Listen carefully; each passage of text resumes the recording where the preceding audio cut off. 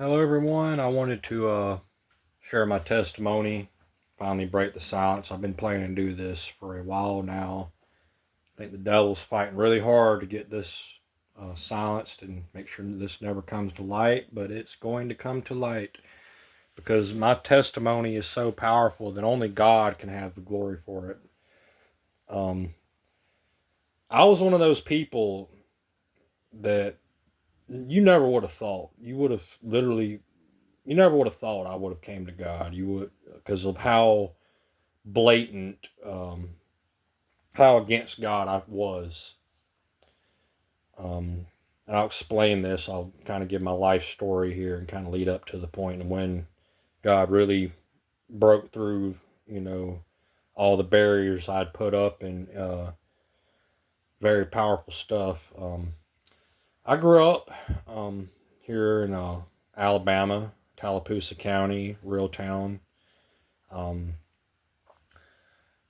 I ended up growing up in a separate household. My mom had split with my dad when I was 2 months old. So it was mostly my dad at first raising us.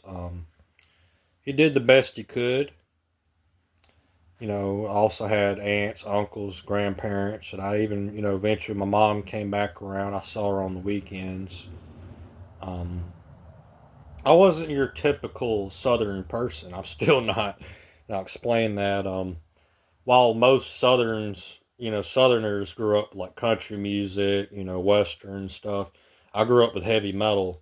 Um, and I was different. I listened to, heavy metal bands like Iron Maiden, Black Sabbath, Megadeth, Slayer, list goes on, kind of the essentials. And just something about it spoke to me, it was very powerful, especially at that age. It was kind of an escape for me. Um, So, that kind of, plus being in this broken home environment, I was very rebellious. I wasn't, I'm not trying to bash my parents at all. I think they honestly probably did the best they could. And I hold no resentment. But I think that honestly, that environment I grew up in, with, a lot of the alcohol, a lot of turmoil, a lot of, most of it came from school, because I was different and I was being persecuted for being different. I dressed in all black, I wore, band t shirts, and people just, since that wasn't a part of their aesthetic, they thought it was okay to persecute me.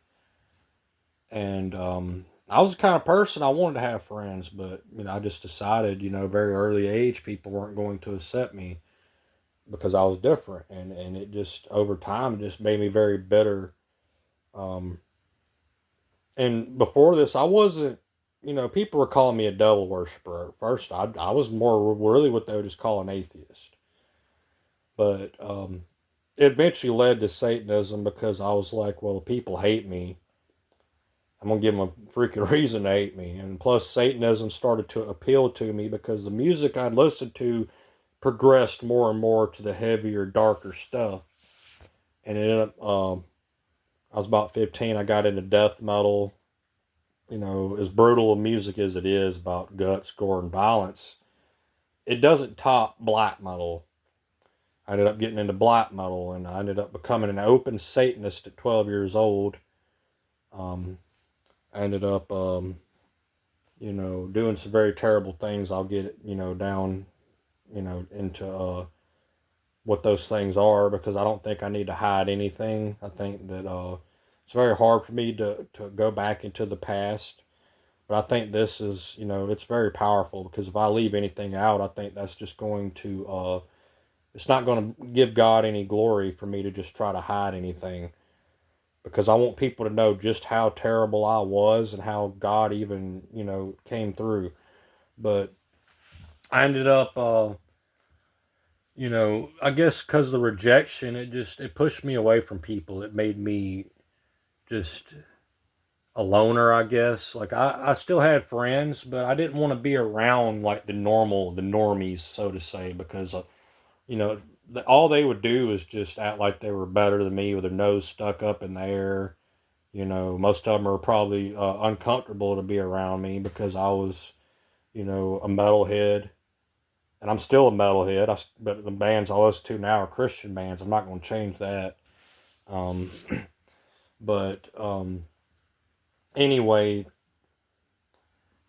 that I was very open about my Satanism.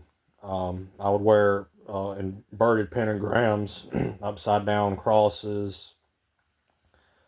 Um, and living in the Bible Belt, you got to have some balls to do that. Really, you really do. Um, I just got to I didn't care because I've just been through this bad environment growing up. I'd gotten into a lot of trouble because people were persecuting me, and I would retaliate, and it would get me in a lot of trouble. I ended up going to alternative school, either expelled, and eventually got kicked out of school altogether in the sixth grade. And I ended up going to juvie for 9 months because someone took some words that I'd said and twisted them to make it out to where I was going to shoot the school up, which I never did, never attempted to. So I was about 14 years old, and I finally got convicted of that, put in juvenile detention center close to Tuskegee, Alabama. And I was like one of 7 or 8 white guys. And normally I grew up, I wasn't racist. I think, one of my first friends in kindergarten was, African American kid, and we got along because we liked video games. But I think being in this environment, put me in this a lot of racial persecution, which I dealt with in school, but not on this level. Um, at first, and it exposed me to a lot of gang activity. I started clicking around with some of the, different gangs in there, especially the Gangster Disciples, because to me, the aesthetic of having a pitchfork and wearing black, but that didn't really stick when I got out because I'd eventually gotten fed up with it. I was supposed to be there for 3 months, but I was the kind of person you're not going to run over me, period. If you came up and started crap with me, I'm going to stand my ground. I was the oldest son. Um, I didn't have an older brother or anybody to look after me. I had to look after myself, and a lot of times it got me in trouble because I had anger issues. Because I believe growing up, I wasn't really given that firm foundation that every child should have, and it pushed me away from I wasn't loved properly, so I didn't love, and that's really all I wanted, and I didn't find it, so I was just pushing myself further into this dark downward spiral, getting involved in Satanism, drugs, pornography. And I was exposed to that at a very, very early age. And I'm not saying nobody showed it to me. I came across it. And it just, I think lust has always been what I struggle with the most. And I'll explain it why later. But to kind of get in chronological order, when I got out of being in juvie, I tried, I couldn't go back to school. So I went to a private school, but it was a Christian private school. And I was completely against Christianity, because to me, like, I was forced to go to church. I had a lot of people just like trying to put the fear of God into me, and I just couldn't do it. I couldn't stand it because it was very badgering. It was like them hammering it down on me. And when you try to force feed me anything, I'm not going to accept it. That's how I was. So it pushed me further and further away from God. It just, it pushed me away from the church. I couldn't stand it anyway because I was, I loved my sin. I was a sinner. I was a Satanist. That's why I became a Satanist as well, because I could justify the evil things I was doing. And plus, I was just looking back on it, I know it was a very demonic thing. You know, I the demonic spirits, I firmly believe overcame me because it had gotten so bad that I didn't want to be human anymore. I was demonizing myself. I was defacing myself. I would go days without showering because I wanted to smell and look like a demon possessed corpse. because that's what black metal is. It's literally, but thank God, they turned it around. It's a whole nother meaning. I'll get into that later. But what I would do, I'd paint my face up. I'd try to look like a demon. I would act just out of character completely, just to piss people off or scare people, because I'd get off on it. Because I went through so much trauma, I went through so much persecution growing up. I'd opened so many doors to some very dark things because I had an appetite for it. I was obsessed with it. It was an infatuation because the world is so cruel. I looked around, I didn't see what these Christians were talking about because I was, of course, I was judging everything by sight. We don't do that. We walk by faith, not by sight. But, then I wasn't a Christian, period. I was against it. Um, and, it just, I wasn't trying to fight sin. I was trying to give into it every chance I could because it's the only thing that made me feel alive. Any pleasure at all was like, watching pornography. And I hate to say, like, I remember there was a time where I'd look back and I couldn't think of a day that went by that I did not give in to that temptation. And I used to brag about it too to my friends. Like, we'd brag about just the stupidest stuff, like who would do this more, just terrible things. But, to get back on track, to the chronological events, I ended up, I was about 12 years old. I ended up dating around that age. And a lot of the relationships didn't work, period, because, I don't know, I guess I was too young to really express it. I was very sexual. That probably pushed a lot of them away. And I realize now why I was so addicted to pornography, because I was trying to find what I lacked growing up, was that nurturing female energy that literally I couldn't find. So I was like, I was trying to date. I was trying to find it in porn because a lot of times I couldn't date. Because to be honest, like, who's going to date a freaking loser like me? So I would just give in to porn as a, counterfeit, because it was the only way I could feel any form of intimacy. And ended up getting pretty bad because it started getting to where a lot of, rejection, even in that, like, I was turned down a lot. I was rejected. I was humiliated. Started to hate women out of it. You know, very hard for me to say now, but that's the truth. And then being locked up, when I at 14 years old, I had to go through, because like I remember, it was on a church bus, and there's some people that didn't like me, and they basically had a smear campaign where they went and told the school that I was threatening to shoot the place up, which I never said. I ended up getting involved with a bunch of gangs, and I broke away from all that. Ended up becoming an alt-right, far-right extremist because I allowed a lot of the leftists' uh, shenanigans, I'm just going to say, so I don't use the BS word like I usually used to get to me, and it made me hate minorities because I felt like, I see a lot of this anti-white rhetoric, um, so I might as well, embody with everything they hate. Give them a reason to hate me. Um, so I was a alt-right skinhead Satanist. Probably the most satanic thing you could possibly be. I hated minorities. I hated blacks because they hated me. I hated Jews because they were considered God's holy people. I hated the church. I hated everything. Even hated myself. And not a day would pass during them days where I just wish I had my finger on the nuclear launch button and just be able to blow everything up.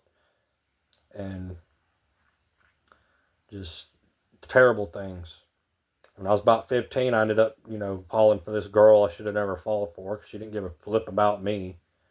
Um, and it hurt so bad, it was like my first true heartbreak because, I'd already I was already dealing with having to break up with some other chick because we were both getting persecuted from dating each other, and it pushed me such down a dark spiral, and I think medication had something to do with it too, because people like I was diagnosed with psychosis, and I don't believe I'm psychotic. I think I haven't found my niche. I hadn't found my people to click with, and it was severe isolation, it was severe rejection, and just pure inner pent up rage.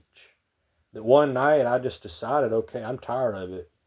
I've got to do something because I'm so fed up, and I ended up going up to a church and set fire to it. And eventually, and I don't mean to brag about it. I used to brag about it all the time, like I could have got away with it. But I'm gonna tell you this because there was something inside me that was like it was my conscience. It was like that's how God speaks to us. It was just something inside me. It was just I couldn't hold it in. I was like, I've got to turn myself in for this. You know what I'm saying? This is just so abhorrently it's not right. So I did, and I eventually I got I had to go to court, and I got charged with second degree arson. Thank God I was only 17 years old. I wasn't an adult then, and I eventually this is another grace of God working in my favor. I would have went to a place called Mount Meigs for 2 months, and it's probably the worst juvenile detention center in the state of Alabama. And I realize that going to these places only makes it worse. You're around people you don't need to be around. Bad company corrupts good character, especially in prison. All you're doing is learning other ways to do more atrocious crimes and not get caught. That's all it is. But instead, I remember there was a place called Eastwood Christian School that I went to because I'd already gotten kicked out of school. Couldn't go to public school anymore. So I ended up going there until I got kicked out. So, but they had, I was homeschooled, and this school there, they knew of a place for men that were trying to get their lives back on track, men that are facing prison time or drug addictions. A place called Canaan Land Ministries. So I ended up going there instead of Mount Meigs. And I did 6 months of that full year. You're supposed to be a full year commitment. I ended up getting kicked out because I ended up, I was still rebellious. I wasn't trying to be serious about God. I ended up trying to make homemade alcohol. This is another act of God's mercy I don't deserve. I deserve to go to straight prison after that. But I think he put it on the heart of my probation officer not to tell the judge what had happened. So I wouldn't have to go. I'd be spared of going to probably a prison after this. I don't know. So I ended up kind of getting let off the hook, but I still had to pay my restitution, and I'm still paying it. And thank God I'm getting very close to paying it. It was somewhere near like $30,000. So after I leave this program, I just, still kind of the same crap, probably a lot worse. Because it pushed me, into a lot of this, alt-right stuff. Because this is like after like 2012, and things started really amping up with like Antifa, Black Lives Matter, a lot of this stuff. And me being a white guy, I felt targeted. I felt like, well, they hate me because I'm white. So, and every time I'd go, and people like, all this hate was just boiling inside of me. Just like, I'm tired of being hated. So, it just made me hate people more. That's what pushed me into the alt-right movement. I started listening to a lot of bands that were like very alt-right fascist, satanic as well. I'm not going to name the bands. And I hated people. Like I hated people because like really all I wanted was love and acceptance, but I wasn't finding it, and it just got to the point where I didn't want love and acceptance. I just wanted to hate people because it made me feel powerful. It made me feel, I don't know, like I think it was just very demonic because the music I listened to, like it was terrible stuff. It was about torturing people, like demons destroying angels, and just the most hideous things that are so messed up and gruesome. There's no possible scientific way it's possible. Okay, that's how bad it was, and I realized I had just destroyed my conscience. Looking back on it, to the probably the most furthest extent you can possibly do it, and it just this inner rage would just. I had these issues with rage, just pure rage. I became, very not misogynistic too, because, the feminist movement, and really all I wanted was a relationship. I was looking for validation and love in a relationship. And it ended up, every time I'd reach out, these women, they just looked at me like I was completely pathetic. And I'm just going to be honest, a lot of them are heartless these days. I'm just going to be honest with you. They're all, not all, but they're, what's the word for it? They're very entitled. Society's made it that way. I'm not even going to lie about it. I'm not going to be one of those church people that skim over that, because I know the facts, what I've seen. It's a lack of accountability. And that's what it was with me. I wasn't trying to even hold myself accountable. I was sinning every day. I was trying to get away from accountability. I was just as guilty. You know what I'm saying? So I'm not saying I'm judging people harshly. I'm just stating facts. But the problem was, like, I was seeking for love in all the wrong places. I wasn't attracted to a godly woman at all. I was attracted to those scantily clad women that were Satanists just like me. And it just, like, I was looking for a love that they could not provide. Even I couldn't provide it myself. And pretty much it just got to where I fell for this, into this incel mindset that just completely destroyed me. Like, it got so bad that, like, I wasn't even, like, addicted to porn anymore. Like, I mean, I'm not saying that's a bad thing, but it's bad when, I'm just going to be honest, when you don't even want to look at women anymore. And it just, like, and the reason I'm explaining this, because it gets me to one of the worst things I've done. Like, I even think this is worse than burning down a church. There's this cat that I had, or my friends had. And there's something about a cat to, like, it's hard for me to say this because this is one of the biggest things I regret. There was something when I try to go and pet a cat and it would run away from me, it would trigger that female rejection. And this rage, I believe it was demonic, just snapped. And I chased the cat down and I killed it. Because, like, it was terrible. It destroyed me. Like, it really did. It just, you know, um, try not to get emotional here, but I think I need to explain all this stuff just to get to the extent. But after that had happened, like, just something very, just, I went cold. I went completely cold. I just stopped caring. I stopped showering. I stopped taking care of myself, and I, reaped the quote unquote benefits of that, or the consequences. We'll just say that. I believe it was purely demonic. I didn't want to be human anymore. I wanted to be a demon. Period. Hated life. Hated anything of beauty. It just disgusted me. Because looking back on it, I know I had demons in me. Um, they came through doors of trauma, rejection, just complete humiliation, and they manifested through me. Like, I would look in the mirror and I would just get this sick satisfaction over looking at myself with just this complete, like, I would paint my face up and I would just, like, be just this evil just grin, or just not even really a grin. Like, I had this look about me that was just pure hatred, pure absolute hatred. Like you could just tell the misanthropic rage that was just beaming out of my eyes. And when it wasn't that, it was just this empty, cold, sad kind of look. And that's still stuck on my face to this day. But after that had happened, I was trying to do everything to get out of here. I hated living here in the South in the Bible Belt because I didn't click with like the cliques around here. I still don't. You know what I'm saying? I'm not, some person that goes to a honky tonk or listens to country music, or I'm not a person that gives a crap about that ghetto culture, because let's be honest, that culture is trash. Um, any culture that, promotes going around selling drugs and killing people is trash.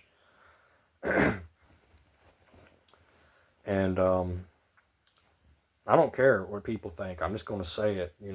I did not want to fit in at that point. I wanted to, if I did want to fit in, it was around people like me. Okay. Because I felt like they're the only people who could understand what the heck I was going through. And sure enough, I would move in with people that were, like-minded. And I realized that, people like us, we're not followers or leaders. Okay. Our way or the highway. You put two people like that in a household, you're going to get friction. There's a buddy I lived with in Tennessee. We ended up having a falling out because he would try to intimidate me and use his power over me. I'd do the same back, and it just didn't work out. Plus, when you mix methamphetamine in the mix of it, and thank God I never got hooked on that stuff. But I tried it. Like, I remember there was some powder form stuff, and I realized I couldn't do it. Because when I did that, it was utterly, I would just, the rage would just skyrocket.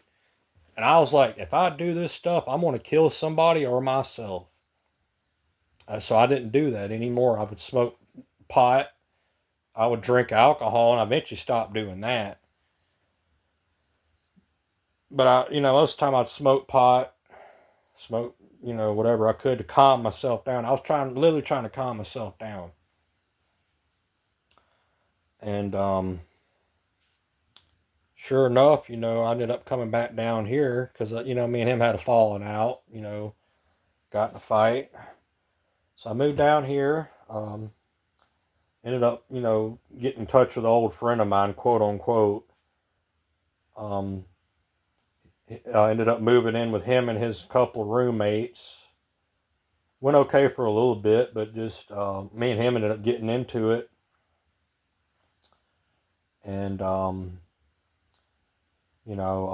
there's been some police reports because he called the cops on me because I ended up tearing down one of his doors because he decided to have a smart attitude with me when I wasn't in a good mood. And I was the kind of person, like, you don't do that. Like, I will tear your head off any way possible.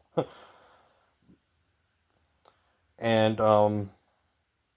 pretty much I ended up getting kicked out of there because the landlord saw that my name was on the police report and he didn't want me around there no more.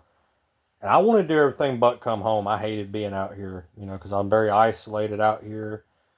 So I ended up deciding that night, okay, I'm either two things are going to happen. I'm either going to kill myself or I'm going to get results this time out of the rituals that I've been doing. This is crazy. I want to tell you this, and I want people to be very open-minded about this because I think God truly works in mysterious ways. I think that because I was very deep in the occult, I was very drawn to it because it was just very fascinating to me. Anything that rebelled against the norm, I call it the norm then, but it's technically, honestly, my whole perspective's changed on what the norm actually is. But anyway, when I came home, I decided, okay, I'm going to try to do this ritual. If nothing works, I'm going to kill myself.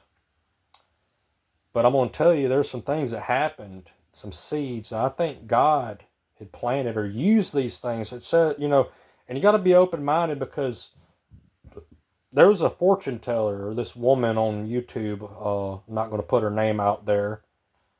She would read tarot cards, and I remember she pulled the card that had the devil on it, and what had pretty much it's what she was saying, and it resonated with me. And this is powerful because I was a Satanist.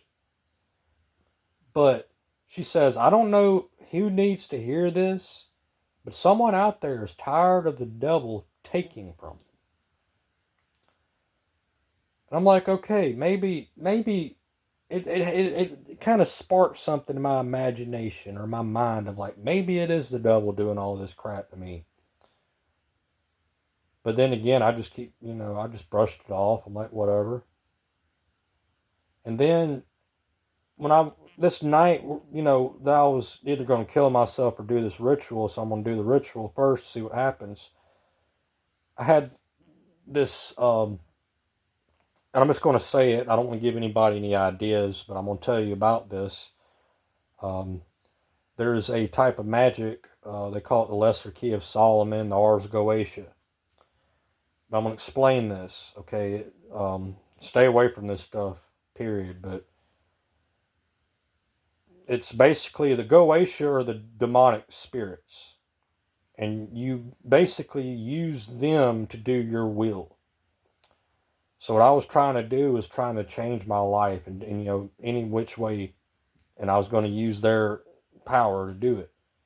But I remember watching a video a while back of how to perfect angelic magic to get them to do your will. Or that's what they call it. So I was like, okay, I'm going to have to open myself up to the angelic side of things. But here's what gets interesting. When you do these rituals, there is a symbol. And it's none other than a star that has Yahweh written on it. And I'm going to explain this too. I would stay away from it. I was so anti-God, anti-Christian, anti-whatever, that if I saw this in a grimoire, I'd be like, okay, this grimoire's fake. I'm not doing it. I thought it was just Christians trying to put things inside of grimoires because I thought like they're an intrusive religion that has to take control of everything. That they have to like water down our grimoires with their Jewish God or whatever. So I wasn't gonna have nothing to do with it. I'd always draw an upside down pentagram.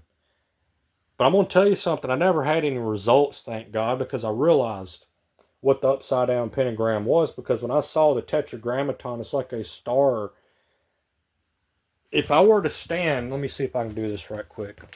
If I were to stand like this, it's a star. And I kid you not, something else. I think God might have sprinkled that because it was the only way he could reach me. It's the only way I would listen. I used to also follow Aleister Crowley. And he used to have a famous saying, every man and woman is a star. And then it clicked.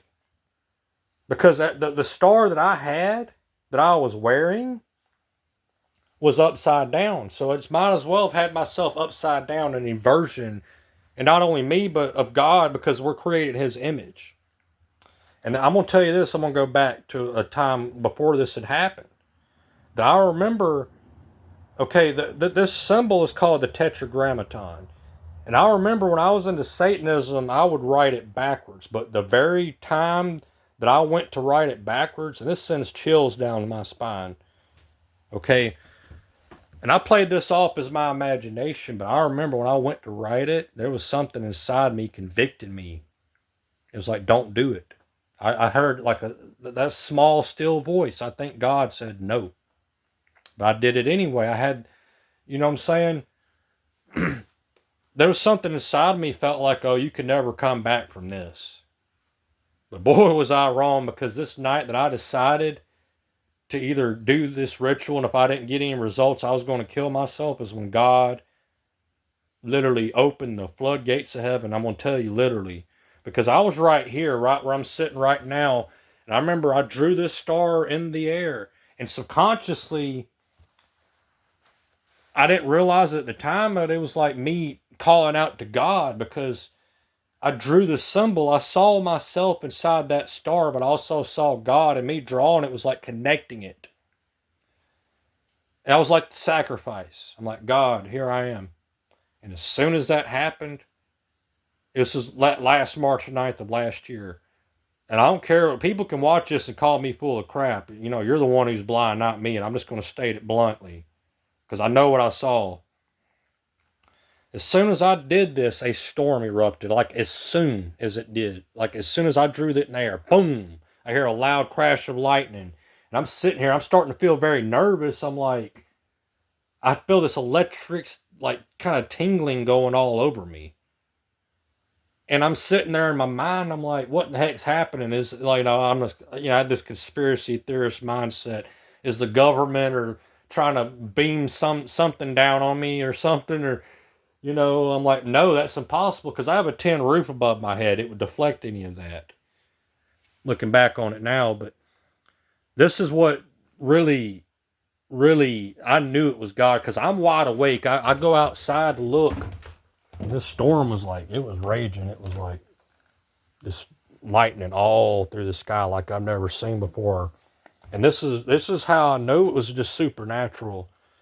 Like it was like, how when it's kind of dark, there's still light out, and the lightning it strikes, it gets super bright, looks like daytime, but then it goes back and it's still, it's dark, but you can kind of still see. It wasn't like that. Like it was like that a little bit, but it got worse. Well, I'm going to, I use worse, but I think better. But it got to where when the sky was like blinking, literally blinking.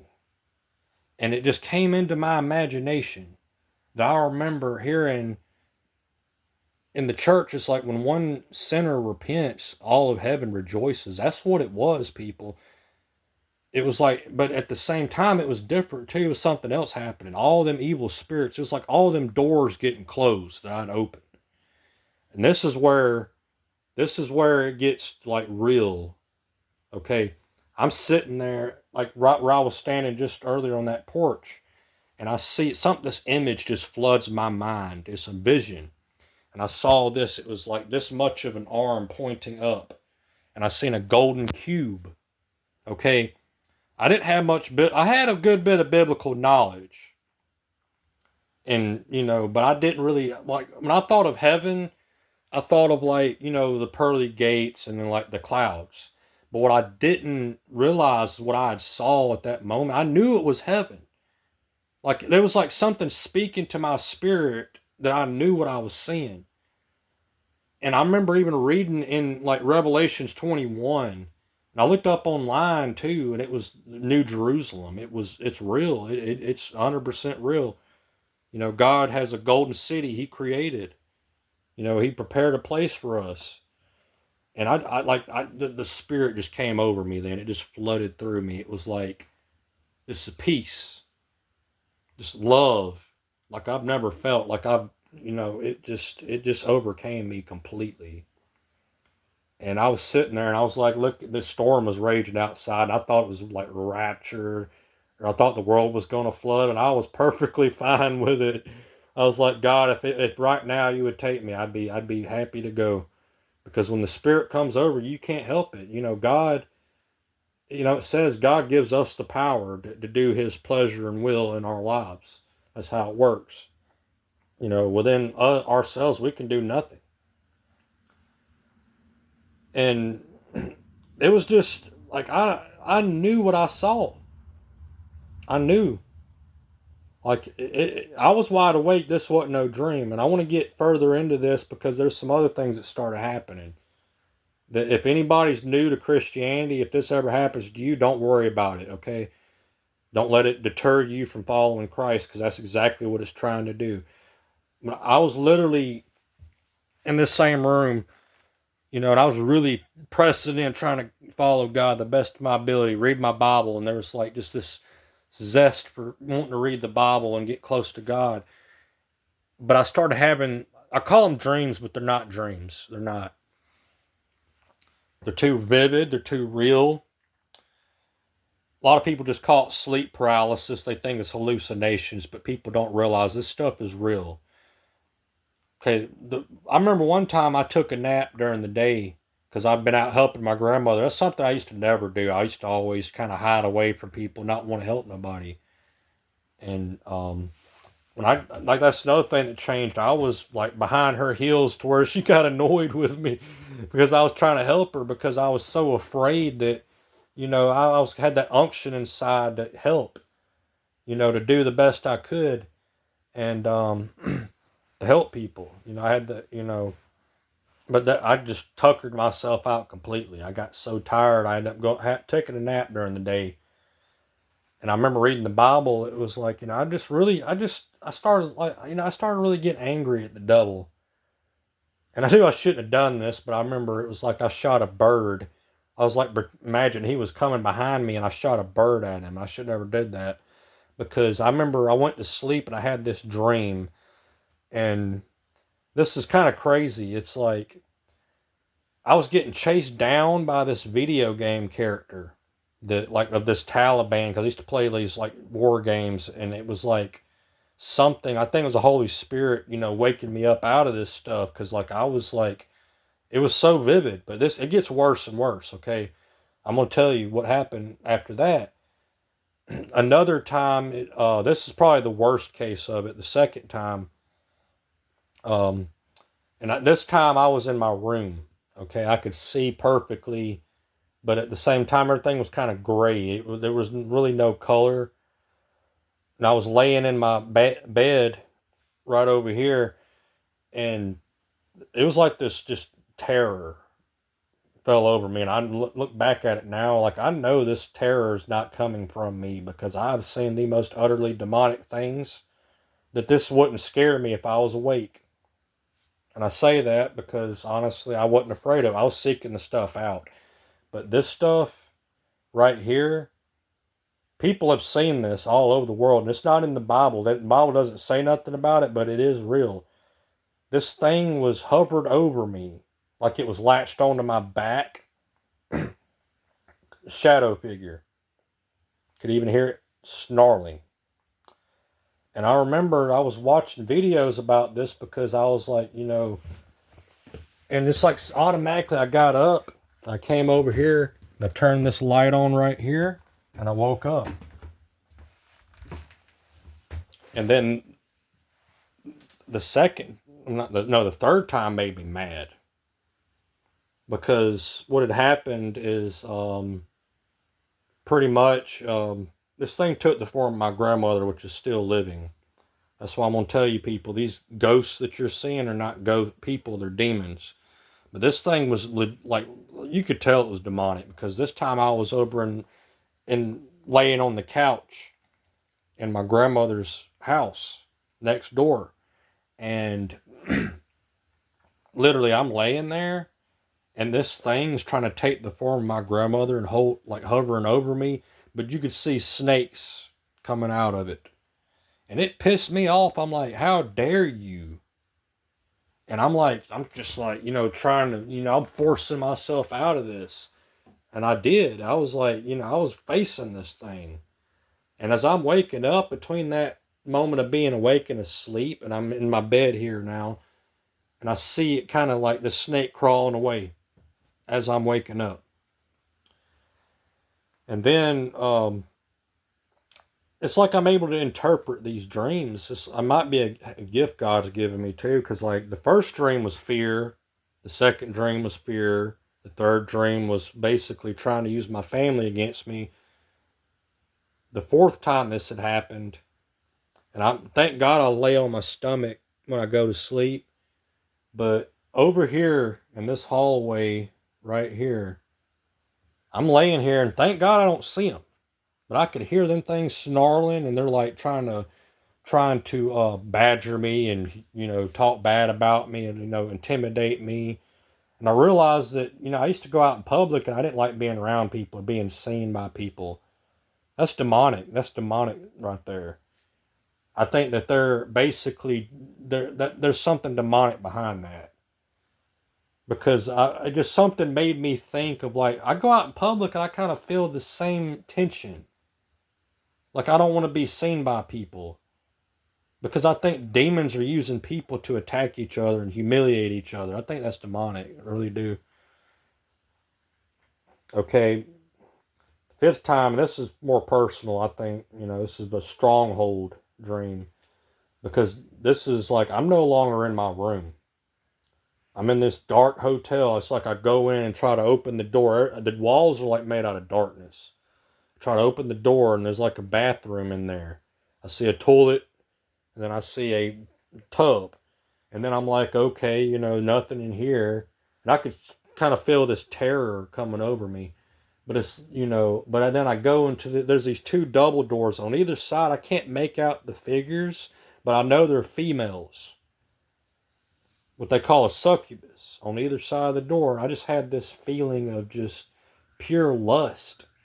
And the one on the right, it's like I'm getting sucked in to pulled in through lust to like, and it was like it was so uncontrollable. It was like I was trying to force myself on it, but I realized it was it trying to force me to myself on it.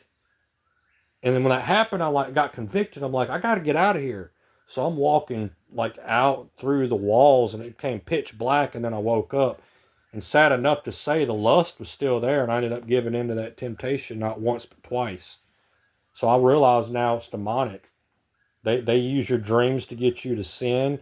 They do like there's times you don't even realize they're working. They're doing things to get you to do that, and it sucks because it's like it's not really the feelings aren't coming from you, it's from them. But I do believe the more we pray about it, the more we fast, the more we seek God, the less it happens, because I prayed about those dreams. I'm like, God, I'm tired of this. You know what I'm saying? And I hadn't had a dream like that. Well, I'll be honest, I've been having them here and there, but I haven't had them that bad. Last dream I had, it was like I was laying in my bed, but things were kind of rearranged, and I felt like this thing rubbing all over me, like this sensation, and I felt like I was getting lifted up in the air. And then there was one time before that where I'm laying in my bed, and it was weird. It's like something was trying to sit on my head. I felt like this electricity, like it was trying to sit on me. I'm like, but I'm not afraid of this stuff. I'm not, because I'm like, well, I've been through so much. How can I be afraid of it? Plus, I know God's with me. I know God's more powerful than this. He's not going to allow this crap to keep happening to me. He's not going to allow any of that. But I just kind of wanted to get into that because it's still part of my testimony. And here recently, I've been really, hate to say, I've been backsliding because I burnt myself out, I think. I think I fell into religiosity. I wasn't really trying to seek after God. I was seeking after just trying to basically, I put serving God over God Himself. And, I think it was like I was trying to get the approval of God that I already had. I was trying to earn my own salvation. I ended up going to a ministry. I only lasted 3 months before I got burnt out. And I came home and, I was going to church a little bit and I got burnt out because I was basically, religion don't cut it for me. It just doesn't. The relationship is what does it. To know God is real, that He cares about He cares about me. To be honest, I hate to tell you, you go to a lot of these churches, they tell you, they don't care about you. The wolves in sheep's clothing. Like, I'm not saying this church is. This is the same. This is another thing. This church I go to, it's hard for me to go there because it's the same church that I burnt down. It was rebuilt. And every time I go, and my grandfather's buried there. It's hard because, losing my grandfather's been pretty tough. Because that's a man that I'm like, I wish I could be half the man he was. I don't believe I ever will. You know what I'm saying? And I've learned to accept that. There's just things I've got to struggle with the rest of my life because I decided to open doors that never should have been open. And sure, God has forgiven me of it, but I'm not easy to forget. And I hope that I want to forget but at the same time, I don't, because I don't want to forget what God's brought me out of and let it kind of get to my head to where I become conceited, to where I start judging other people. But the truth is, I mean, the Bible says we should judge righteously, and I'll do that because that's what we're called to do. If I see someone preaching something that's going to send people to hell, I'm going to say something about it. If I see the evil in the world, I'm going to expose it. You know what I'm saying? And I'm the one that can do it the best because I've been there. I've been about as far as that rabbit hole will go. And we'll leave it there. You know, it's very hard for me to speak on these things because it just kind of breaks my heart, you know, especially being a Christian now, that just the extent of just how evil I was. But, you know, maybe that's a good thing because if it didn't, I mean, but I just wanted to let that be known because if God can do that through me, through somebody you never would have thought, He can do it through anybody. Right? You ain't too far gone. God loves you too much just to be like, oh, you just sin too much, you're going to hell. No. As long as you're alive and you still have that chance, you know, God will seek you out. He loves you too much. You know. And if He can love a wretch like me, He can love anybody. That's the biggest thing. Um, hardest thing right now is me loving myself despite my flaws and setbacks and things I'm still struggling with. Um, but it's impossible not to love God. I'm just going to say that, you know. Now that I know God is real, um, thank God, because I'd rather worship Him than a lot of the evil, demonic, demon gods I was worshiping then that would have just devoured me on sight. But I'm gonna leave it there. Hopefully, someone got something out of this that'll change your life. Everything I said is true. That's why um, it took me a very long time. I've been wanting to do this for months and just haven't gotten around to it because I think maybe it's just I wanted to make sure that I just reached that point where I could fully explain it with words. Because still, I don't feel like I even scratched the surface of all of it. But anyway, God bless. Keep walking the straight and narrow path. And hope to see y'all in heaven someday. Because this world, day in and day out, it becomes more and more easy just to not be a part of it. Because it's sad enough to say it's just pure evil out there. And you know, God's got a better world, a better, you know, heaven for us all to be in. Just don't focus on this world. Don't get too attached to it. That's all I'm going to say.